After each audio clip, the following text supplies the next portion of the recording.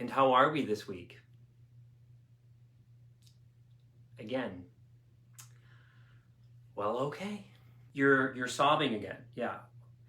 Listen, I gotta say, the person in here before you was a real sobber, and I'm really in no mood. I'm fresh out. I'm sorry.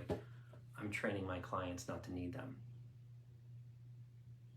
No, I'm not familiar with that book. Peter Walker? Okay.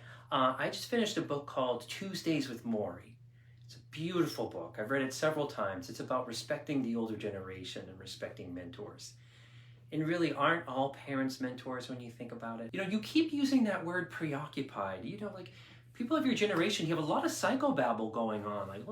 Like what is, you're anxious, preoccupied. Why don't you just say you're anxious? Now, hang on. I want to look up. They move the browser to the bottom. Why do they? Just when I get used to things, like they move it. Oh, attachment theory. Oh, we weren't trained in that.